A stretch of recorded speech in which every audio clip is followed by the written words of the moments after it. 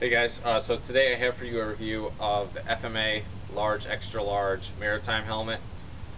I'll kind of talk about quality first, and then I'll get into the sizing aspect of it. Anyways, as you can see here, the color on this thing, it's very similar to OpsCore's Urban Tan, I think they call it. So that's really cool. You don't have to do any hunting for a paint, say, that's similar to it. You can pretty much just take this out of the box and you're good to go.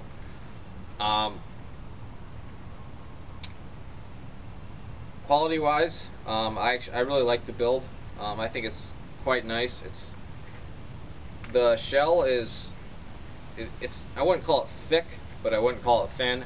I'd say it's kind of a medium density, but it's nice. I definitely have no concerns about it.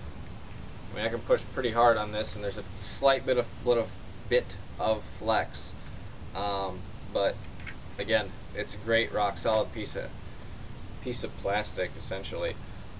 Anyway, moving up front, you have your OpsCore style vast shroud.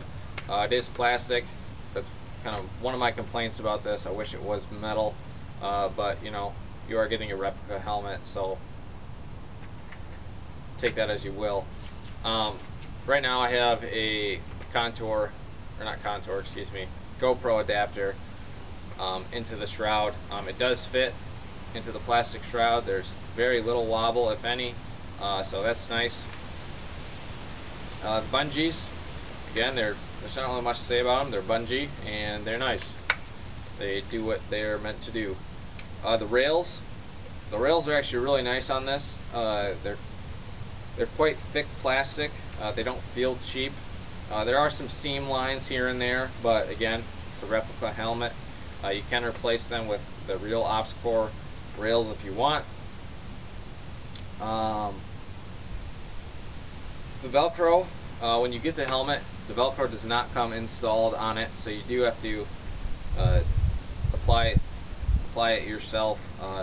Right now I have this set up as kind of the maritime style, with the strip along the back, flag or indicator panels here, and then a strip along the top, and then a small little circle cut out in the back.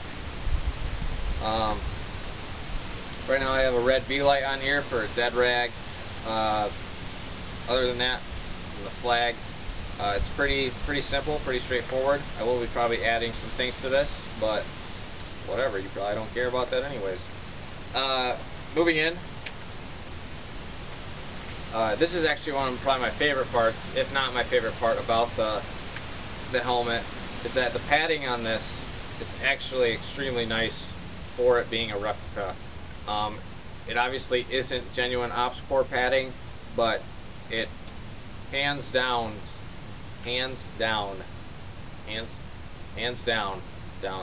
whatever. It beats all the other replica helmet padding that I've ever owned. It's extremely comfortable. I wore this for 24 hours straight at a 24-hour milsim, and honestly, I didn't have any problems with it. My head, there wasn't any pressure points. I didn't get a headache. It worked great.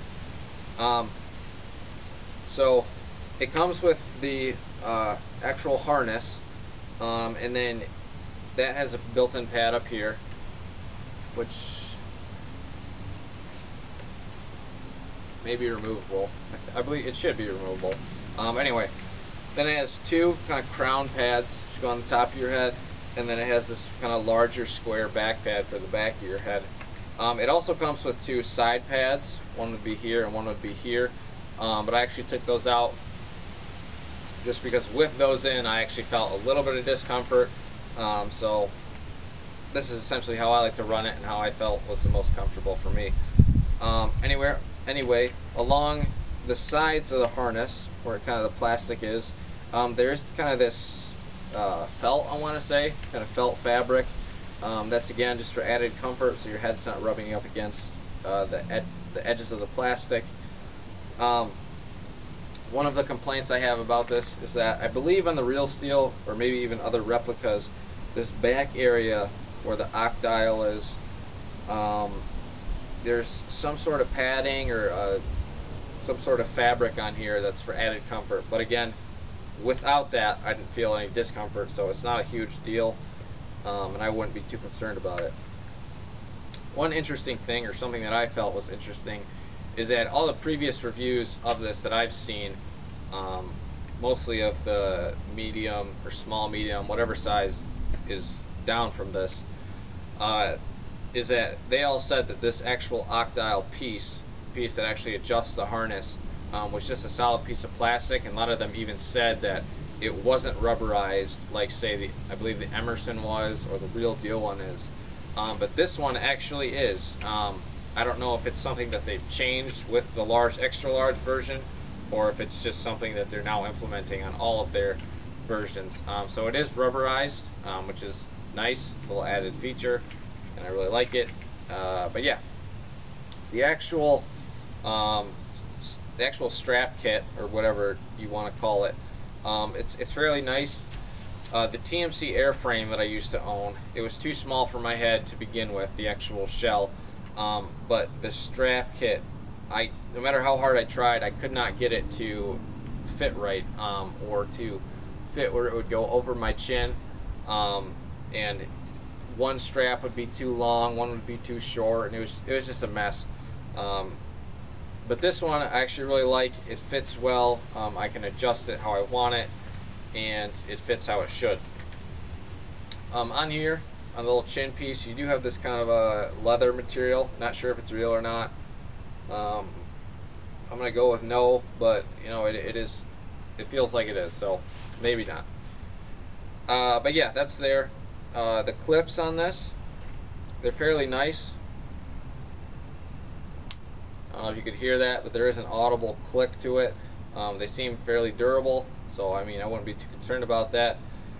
Yeah, on the inside here, you have the Velcro pieces to attach the included pads, and then in the center, I know you can't see it from here probably, but there is kind of a little plastic molding that says FMA large, extra large. And then on the back here,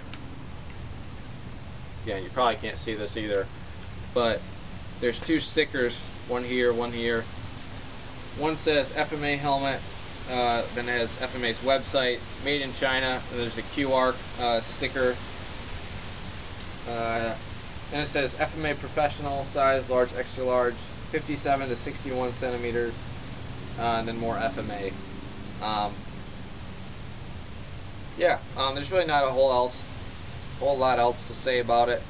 I'm generally not a helmet guy, but I actually really enjoyed this when I was wearing it, and I actually think it might become kind of part of my daily wear, or not daily wear, daily gameplay wear.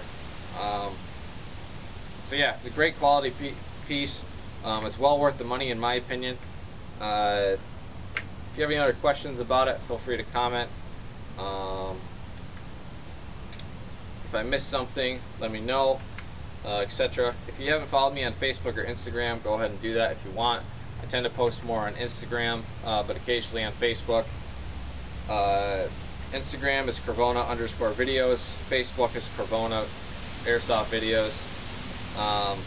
One thing I did forget to mention quick is that it does come with these little clips. I believe these are for, I don't know actually, I don't know what those are for, but you know, they're cool, I guess. If you know what they're for, neato, more power to you. But anyway, that's all there is to it. Thanks for watching.